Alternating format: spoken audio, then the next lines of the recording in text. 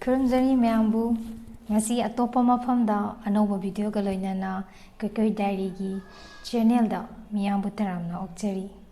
Kaikoi Diary gi pandamdi iramda Manipur da lairiba phajaraba mafamsing haibadi children park, tourist spot, resort, restaurant, hotel na chingba kaya gi mafam adu miyamdo utchaningbani. Aikoi family picnic chatlaga miyamda share tawjaba video ni ngasi gi video asi phajaraba Silheipung eco tourism haiba mafam aduda akoi picnic chatjabani mafam masigi video asi miyamda share tawjage miyam yeng taminasi video asibu like share sungsoi soidana tawbiu amadi channel asibu subscribe tawa kawbiganu mayambu khurumjai koi kai dano Silheipung Garden chalo chasi ka o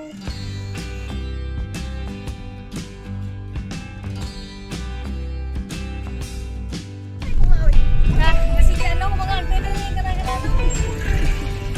kai mami ko kai dana Badi tum lot pa niyo mama di karagtan. Bumba. Pane. Koi zig lamlong thong lanjil le. Lamlong bazar yoksil le. Koi hosi mangda chat isina mangi lambi sina Tinsit Road. Aduga yet longi sina Tiribati. Aduga oirom da koi na je haija dorisi oirongi Imphal Ukhrul Road da ni koi na chachaga dorisi. Somda Hazile ekoi.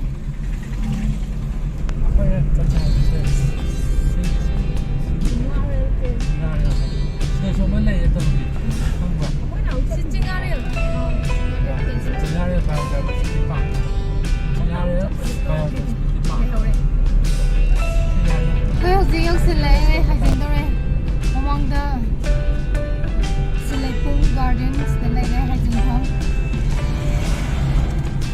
Video pick one.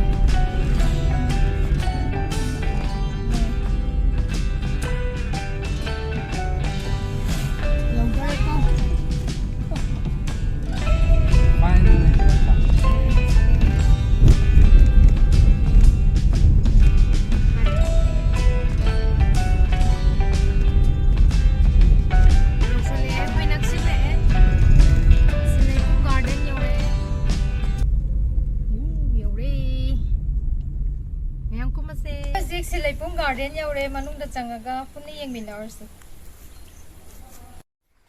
lao changasi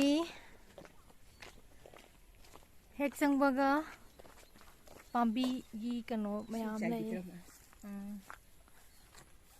na aina mote na hadiyo sidana photo kappa yaba mafam ne mafam asina Bud House ni somda decoration khara laive sida su phajaba picture number yawa mafam laire yamna le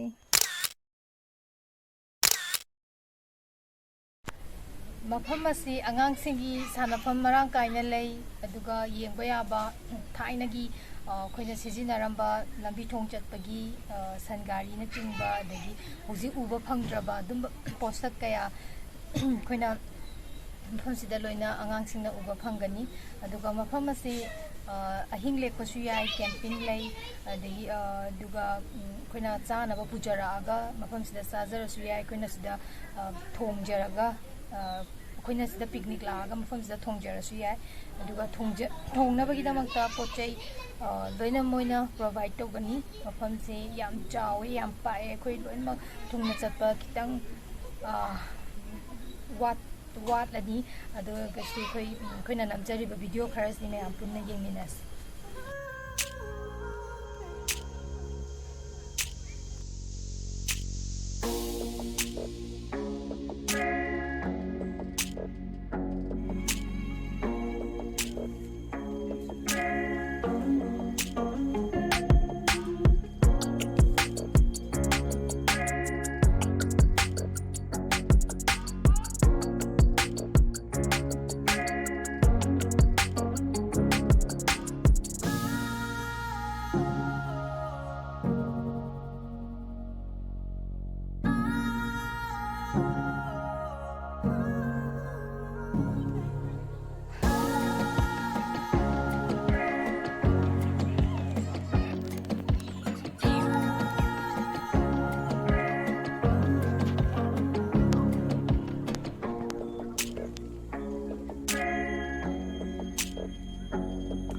tree house in Sisina, Yam Paze, Mataka Halaga Kari Lege, don't think you will see a quay.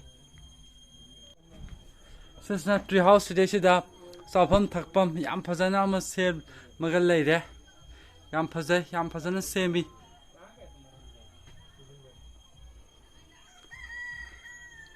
Sida Udlibase, Koi Maitegi, Satra, Duga Tang, Chi Tangsina, Tokpa Moirang Salagi, Tokpanba Tang, Haiba, Duni, Dugi Saktam, name of Fancy, the lady. Sini, Tang Dugi Magi must Saktam do.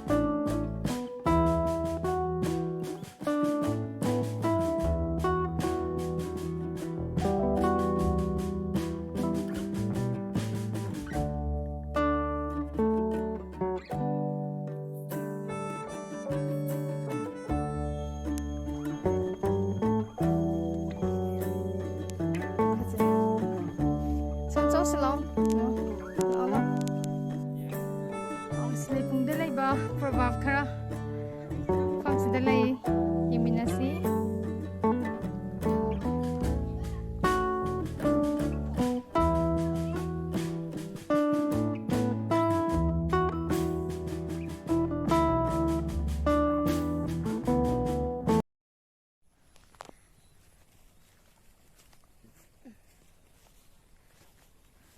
sida angang singi kaya dono sanafam laire koigi isingda leiba sisu yamna unique oiba masana ni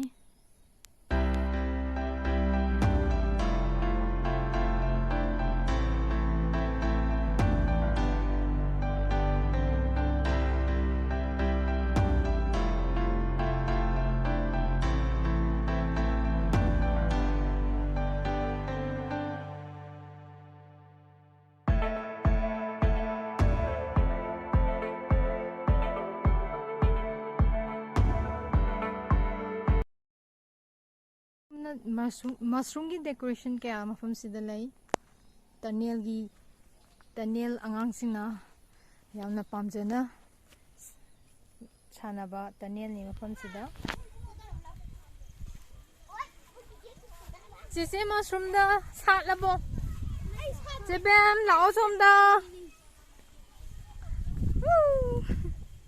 mushroom da kay tayo na siba mushroom da hit ke tayo yoga daw mushroom da Taurage na yoga do.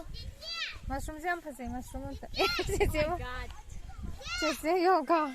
I'm the mushroom god. Yes.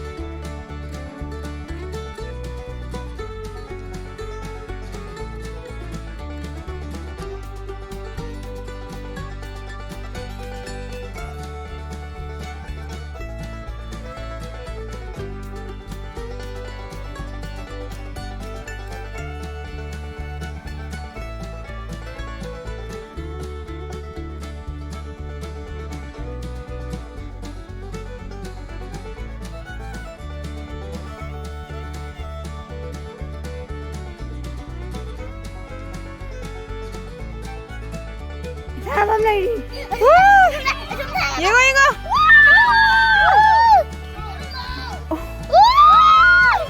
Yeah.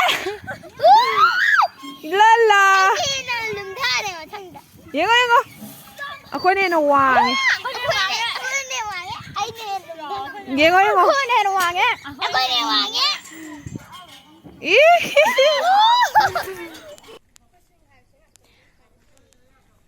Sida hauba u na chingba kaya marang kaina su hawi laibada koi picnic oina lakpad hawa nungsit singna asing ngakta phangi na nungai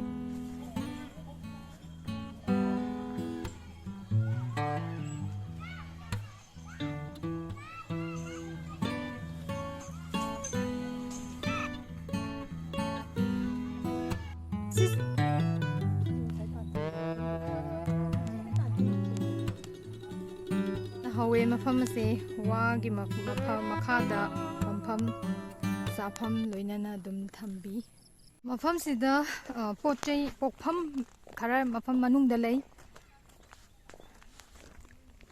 pokpham singchu manung da marang kaina lei restaurant chu lei ni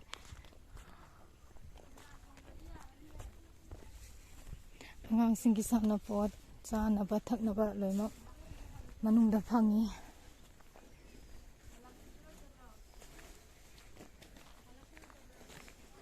mafam ase Silheipung Garden gi restaurant ne taste bud hari mafam ase design mafam singi design to bise hore nungdang yorpa kanda latin gi lamp laire sida lantern lamp laire lantern light sigi pambi da chafu adagi chafu macha na chingba kai gi kambi macha na chingba kaya mafam sida decorate taraga thamme yamna chamna nung khakdana semba design khara mamang da thammi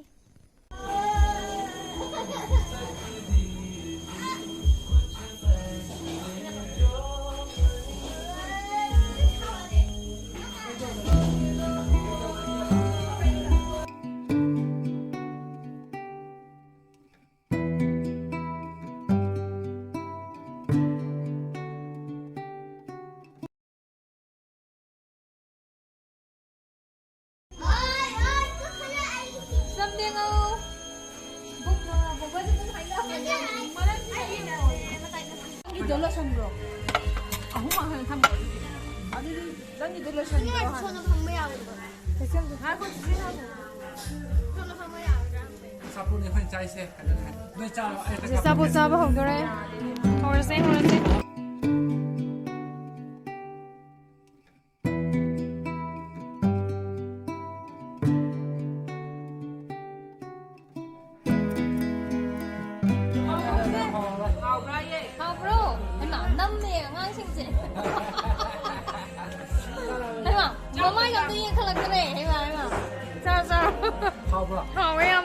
Mafam sige sapot.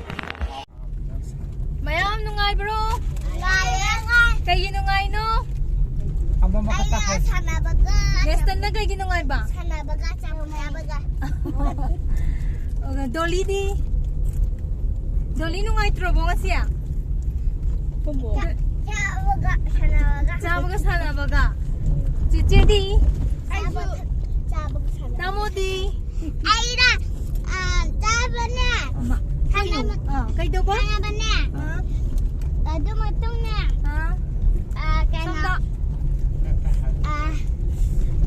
Hindak baga. Yari. Yari ba lo ma? Say bye. Matang among tang na se. Ayo. Bye. Like the video and subscribe. Like the video and subscribe. Bye bye.